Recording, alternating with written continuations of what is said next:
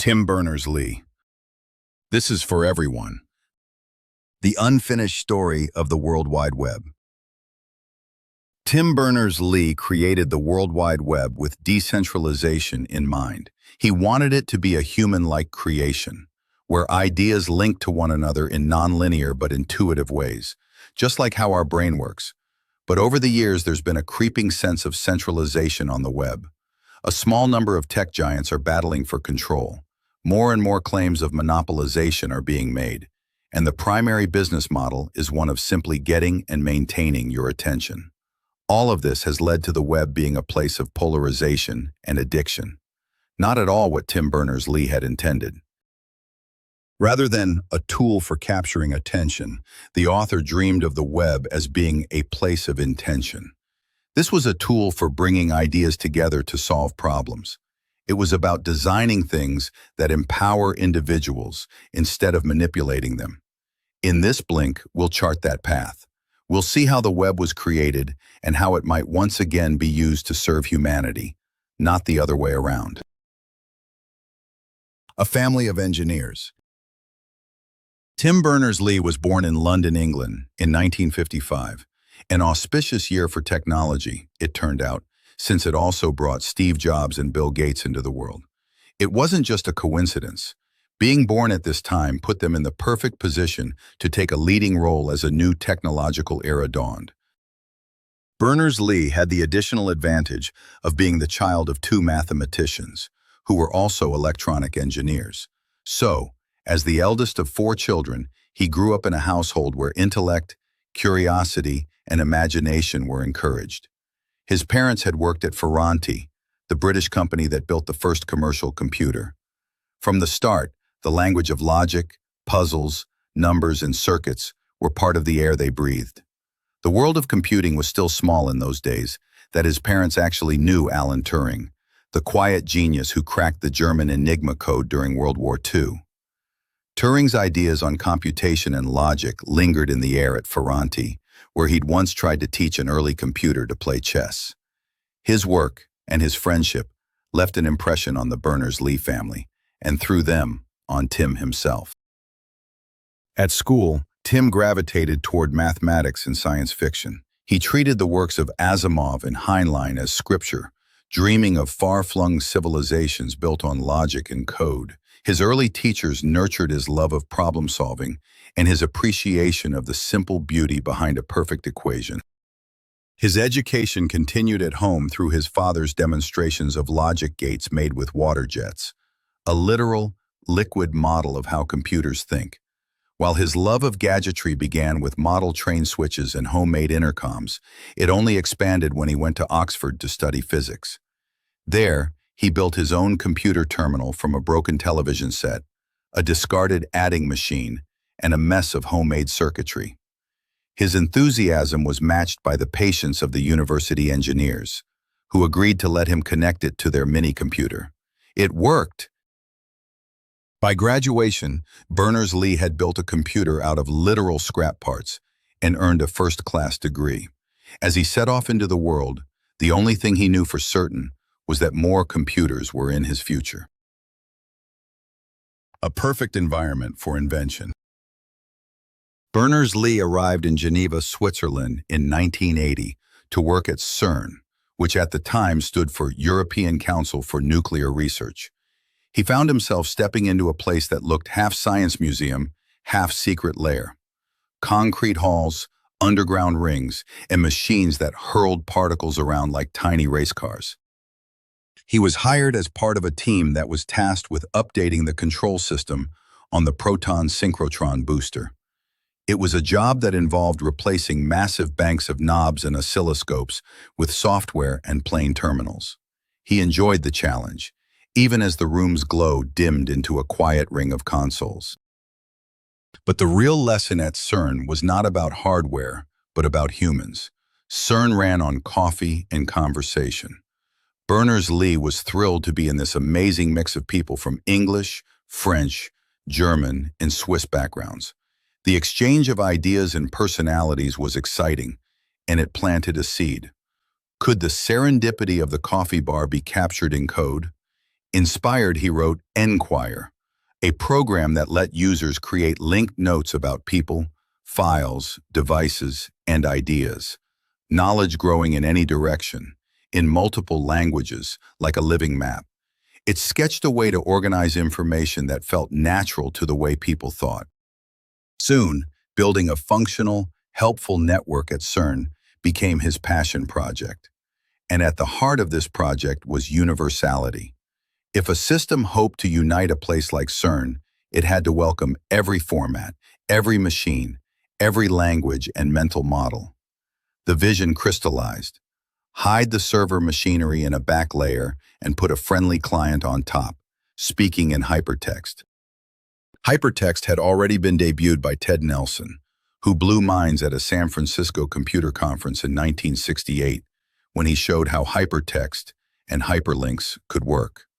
An idea or piece of content in one document could link to ideas within the same document or within other documents. It was a simple, jump here, jump there philosophy that beautifully mirrored the non-linear way the human brain worked. And Berners-Lee believed it was the perfect thing for his network. A link should leap to anything on any computer. The web is born as the 90s begin. Berners-Lee was lucky to have supportive bosses at CERN who let him follow his muse in creating his dream network, one that went far beyond the connected computers at CERN. One of those bosses was Mike Sendall, who hooked him up with the one tool that really sped up the process, the NextCube. Developed by Steve Jobs during his wilderness years outside of Apple, the NextCube came with a brilliant interface builder that practically allowed him to drag and drop an app together, quickly and easily, one piece at a time. In 1990, as he was putting on the finishing touches, he named the project the World Wide Web. It was all coming together. HTTP fetched resources swiftly. HTML marked them up with simple tags. The jewel was the URL. Compact, open-ended, able to point to a paragraph in a file or to a server across the ocean. Networking lived to the left of the hash. Hypertext lived to the right. That small character became the handshake where two worlds met. The first app, worldwideweb.app, read and wrote pages, a tidy tool that matched the spirit of the place that birthed it. It's worth noting that, in fact, URL wasn't the original terminology Berners-Lee had in mind.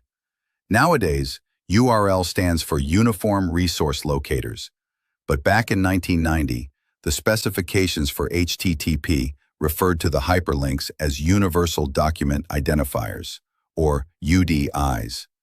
This may not sound like a big deal, but for Berners-Lee, universal was the whole idea, in more ways than one. He wanted the links to sprout in wild directions, for the structure of the web to emerge from how it was used. Really, there shouldn't be anything uniform about it. In 1991, Berners-Lee and his CERN colleague Robert Cailliau, who'd helped in the web's creation, hauled a NeXT machine and a modem to the Hypertext convention in San Antonio. After persuading the hotel to string a phone line into the conference room, their demo hopped from Texas to a server in Switzerland, setting the room abuzz. The server logs at Berners-Lee's computer in Geneva ticked upward, slowly at first, but by the end of 1991, it was notching 100 hits a day. By 93, it was 10,000 per day. Setting the standards to keep it free. For the web to catch on, it was a matter of that universal nature figuring itself out. Berners-Lee still shepherded HTTP, HTML, and URLs, but text-only clients on rare NeXT boxes wouldn't carry the day. He encouraged an open ecosystem, and developers raced ahead, but at the same time, standards mattered.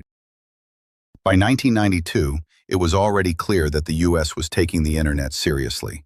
By this time, Senator Al Gore had already drafted a bill that was passed by Congress, approving a $600 million budget to pave the way for the information superhighway.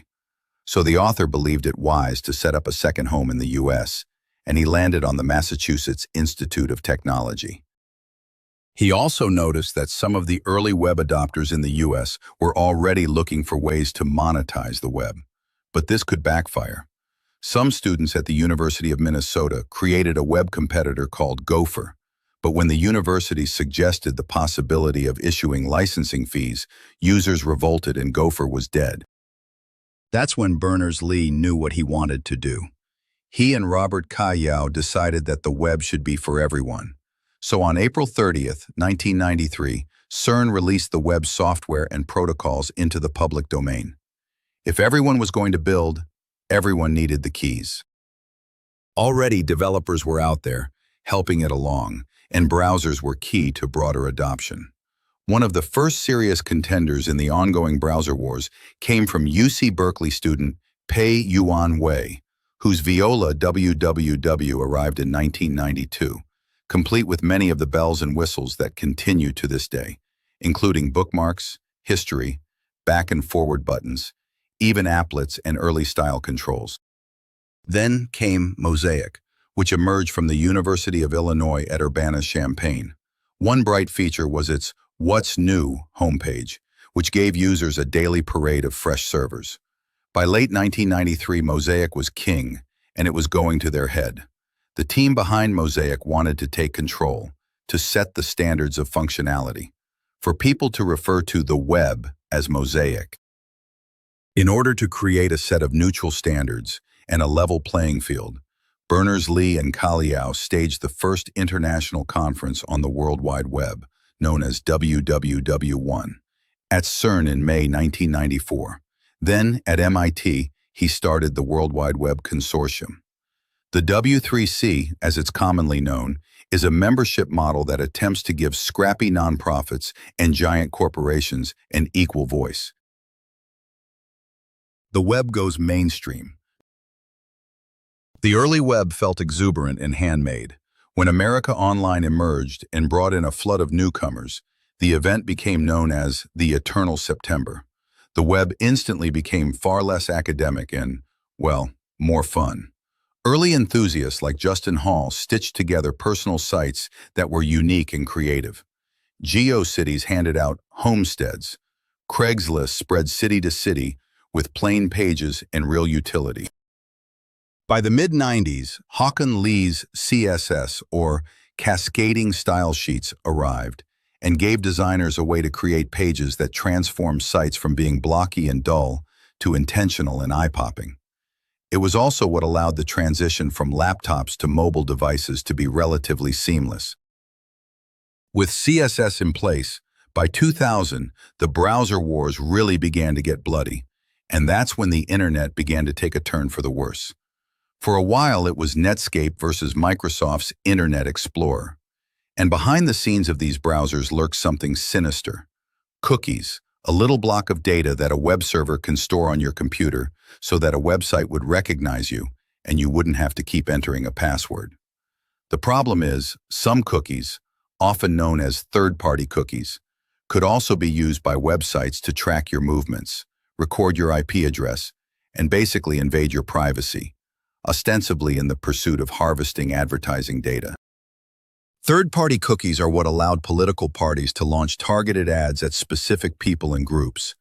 By many accounts, this can have the power of stoking divisions and influencing major events like Brexit and presidential elections. But there were bright spots in the early 2000s as well. Most notably, Wikipedia. Ward Cunningham's humble wiki engine met the author's global volunteer spirit. An editable encyclopedia. It was the web's promise made visible. Enter creativity at planetary scale. From wonder to worry. When smartphones arrived, it brought a flood of new users to the web. Global counts leapt from 1 to 2 billion overnight. Berners-Lee wanted those numbers to include the unconnected. In 2009, with his wife, Rosemary Leith, he launched the Web Foundation to treat web access as a basic right and to do the patient, policy-heavy work that made access real. This included field visits to schools in Rwanda to set up satellite dishes and witnessing the difference increased connectedness can make in Burkina Faso, where shared farming techniques rescued 500,000 hectares of land. This was the vision he always had in mind: connectedness amplifying ingenuity. bringing together two people on opposite ends of the planet, each of whom has one half of the solution to a game-changing problem. The Web Foundation went on to draft a three-part contract for the web. The first part is aimed at governments. Keep everyone connected, keep the network available, and respect privacy and data rights. The second part is for companies. Make the internet affordable and accessible. Respect privacy and build trust. And make tech that amplifies the best in humanity while challenging the worst. The last part is for citizens. Be creators and collaborators. Build respectful communities and fight for the web. All of this was a challenge as the web grew with mobile phones and social media.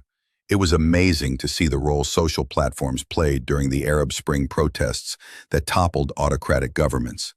But then again, he also saw social media's role in helping autocratic regimes install new leaders and undermine democracy. The mood was tilting from wonder to worry. Smartphone convenience went hand in hand with industrial-scale tracking. Nefarious firms like Cambridge Analytica could not only learn what brands you liked, but also whether you were pregnant, what medical ailments you're suffering from, and what your politics are. Berners-Lee kept chasing a more humane architecture for the web. To make this a reality, he began building Solid, a decentralized web platform that will work with personal data pods on ordinary web servers. It has open specs so that apps can talk to each other and share bank transactions, photo details, health records, messages, but all under that person's control, giving them both custody and portability. MasterCard backed early prototypes, and it has continued to move forward in promising ways, even as AI entered the picture. Restoring trust in the web. It was at a 25th birthday party for the web that Tim Berners-Lee listened to Demis Hassabis describe the neural nets that were powering DeepMind's artificial intelligence. Rather than programmed logic, this method allowed the AI to practice and learn. It was a big leap forward, one that would eventually earn Hassabis a Nobel Prize for his work with AlphaFolds and using AI to predict protein shapes with better than human accuracy. But while AI has led to the creation of some extremely helpful tools, it has also raised a lot of questions and concerns. From copyright issues to the ability to create increasingly realistic-looking deepfakes, a lot of these concerns are only serving to further erode trust and stoke divides. Some of these issues have relatively straightforward solutions, like giving media cryptographic birth certificates that anyone can check to make sure they are real and not deepfakes. But a lot of it comes down to the familiar grounds of standards, trust, and the need to anchor any smart agent in a user-controlled data layer. Like everything else, AI should be a tool for us, not something that is used to exploit us, further track and target us with ads. Ideally, you would trust an AI assistant with your data. Not only that, but to do as many high-quality jobs as it is capable of, the AI program would have access to a wide range of your data. Currently, most data is siloed in individual apps that don't communicate with one another, and we don't trust AI with sensitive information like our bank details. This brings us back to the work Berners-Lee is doing with his decentralized Solid platform, which has also taken on AI tools. Solid gives people tools to declare what they want, let vendors compete, and route it through data stores that they control. With your consent, the AI tool, named Charlie, would be able to access all the data in your private pod in order to complete a task. If you asked it to pick out a new pair of running shoes, it could reference your fitness logs and financial records in order to match your needs, the way a good assistant would. But at all times your data would be secure and enclosed. There are signs that this is the way we're headed. Other decentralized platforms like Mastodon, Matrix, and Blue Sky have grown in their appeal for users who are tired of the insidious, outrage-baiting algorithms fueling Facebook and X. He hopes this trend will be like the original web. First came a few thousand geeks, then tens of thousands of curious users, then institutions, governments, and everyone. If the web has taught us anything, it's that decentralized seeds, well tended, can still grow for us.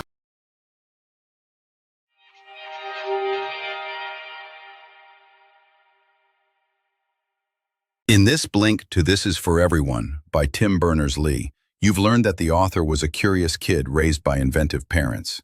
At CERN, he stitched together hypertext and networking into URLs, HTTP and HTML on a next cube, then pushed the code into the public domain so anyone could build.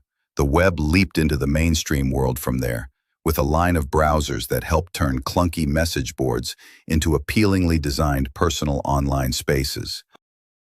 Along the way, the author continued to champion net neutrality, open data, and privacy rights. But as usage soared, so did the number of concerns. Third-party cookies tracked people across sites, exposed their data, and further eroded our sense of trust and security on the web. These concerns have deepened with AI, but there is still hope to create a more useful web, where users state what they want and control their own data. With Solid, the author hopes to do just that, by creating a decentralized platform using data pods that let individuals set permissions and grant self-contained access to everything from health records to bank statements. This way, the web could still evolve towards something generous, trustworthy, and genuinely empowering. Okay, that's it for this Blink. We hope you enjoyed it. If you can, please take the time to leave us a rating. We always appreciate your feedback. See you in the next Blink.